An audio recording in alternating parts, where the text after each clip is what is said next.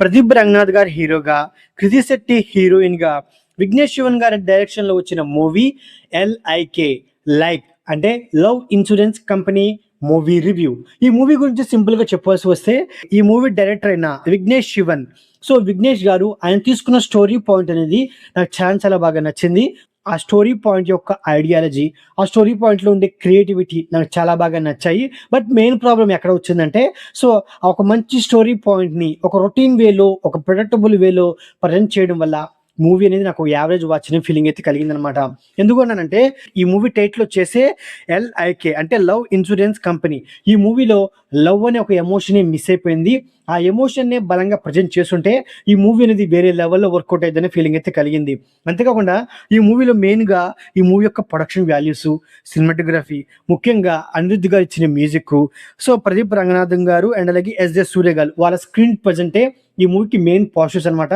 మిగతా మూవీ మొత్తం ఒక రొటీన్ అండ్ సాగదీసిన ఫీలింగే నాకైతే అనిపించింది. ఇక ఈ మూవీ యొక్క స్టోరీ గురించి సింపుల్‌గా చెప్పాల్సి వస్తే, ఈ మూవీలో విలన్ అయిన ఎస్.జె. సూర్య గారు ఒక ట్రూ లవర్స్ కోసం లైక్ అనే ఒక యాప్‌ని క్రియేట్ చేస్తారు. ఆ యాప్ వల్లే మన హీరో లవ్‌కి బ్రేకప్ అయితే అవుతుందన్నమాట.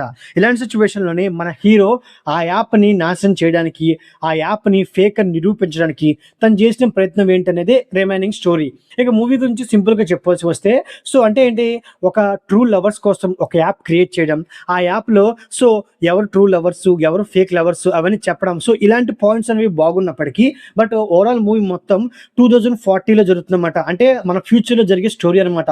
ఆ ఫ్యూచర్‌లో మన టెక్నాలజీ అనేది ఎంత డెవలప్ అవుతుంది అండ్ అలాగే ఒక ఫోన్‌కి మనిషి అనేవాడు ఎలా అడిక్ట్ అవుతాడు, మనం ఎంత అడ్వాన్స్డ్‌గా ఉండొచ్చు. సో, ఇలాంటి పాయింట్‌లని చాలా చాలా బాగా చూపించారు. బట్ ఇక్కడ మెయిన్‌గా ఏంటంటే, సో, మన ఫ్యూచర్‌లో టెక్నాలజీ పెరిగిపోయినప్పుడు ఆ టెక్నాలజీ పెరిగిపోవడం వల్ల వచ్చిన ప్రాబ్లమ్స్‌ని కూడా చూపించుంటే ఇంకొంచెం బెటర్‌గా ఉండేదనే ఫీలింగ్ అయితే కలిగిందనమాట.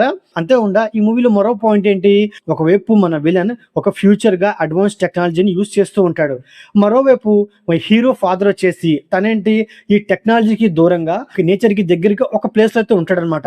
ఇక్కడేంటి అడ్వాన్స్ టెక్నాలజీ వర్సెస్ నేచర్ ఇలాంటి పాయింట్‌లని చాలా అంటే చాలా బలమైన సెన్స్‌తో ప్రజెంట్ చేయాలన్నమాట. బట్ ఆ రెండిటి మధ్య ఉన్న డిఫరెన్స్‌ని అంత బలంగా ప్రజెంట్ చేయలేకపోయారని నాకైతే అనిపించింది. అంతేకాకుండా ఈ మూవీలో మెయిన్‌గా ఏంటి, ప్రదీప్ రంగనాథన్ గారు అండ్ అలాగే కృతి శెట్టి వీళ్ళిద్దరి కెమిస్ట్రీ అనేది అంతగా వర్కౌట్ అవ్వలేదు. వీళ్ళిద్దరి మధ్య లవ్ ట్రాక్ కూడా అంత బలంగా అయితే ఉండదనమాట. అండ్ అలాగే సెకండ్ హాఫ్ వచ్చేప్పటికి మన హీరో హీరోయిన్‌కి లవ్ ప్రపోజ్ చేసి ఓకే చేపించాలనుకుంటాడు. సో, అలాంటప్పుడు సీన్స్ అనేవి చాలా చాలా రొమాంటిక్‌గా ఉండాలన్నమాట. బట్ ఆ సీన్స్‌లో కూడా ఆ రొమాంటిక్‌నెస్ అనేది మిస్ అయిపోయిందన్న ఫీలింగ్ అయితే కలిగిందనమాట. అంతేకాకుండా ఈ మూవీలో ఎస్.జె. సూర్య గారి క్యారెక్టర్‌ని కూడా అంత ప్రాపర్‌గా అయితే యూజ్ చేసుకోలేదు.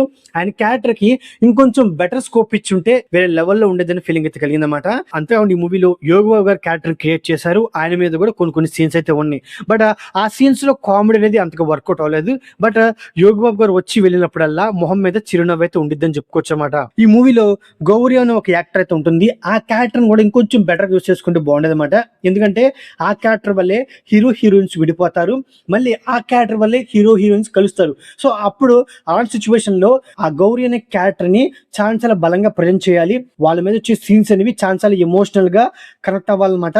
బట్ ఆ ఎమోషన్ అనేది ఈ మూవీలో మిస్ అయిపోయిన ఫీలింగ్ అయితే కలిగిందనమాట. సింపుల్‌గా మూవీ గురించి చెప్పుకోవాల్సి వస్తే, ఈ మూవీలో వీళ్ళ ఐడియాలజీ అండ్ అలాగే వీళ్ళు తీసుకున్న స్టోరీ పాయింట్ బాగున్నప్పటికీ మూవీ మొత్తాన్ని ఒక ప్రెడిక్టబుల్ ఒక రొటీన్ వేలో తీసుకెళ్ళిపోవడం వల్ల మూవీ అనేది నాకు యావరేజ్ ఫీలింగ్ అయితే ఇచ్చిందని చెప్పుకోవచ్చు అన్నమాట. సో, ఓవరాల్‌గా ఇదండి లైక్ మూవీ రివ్యూ. నా రివ్యూగా నచ్చినట్లయితే వీడియోకి ఒక చిన్న లైక్, అలాగే మన ఛానల్‌ని సబ్స్క్రైబ్ చేసుకోండి. Okay, thank you all.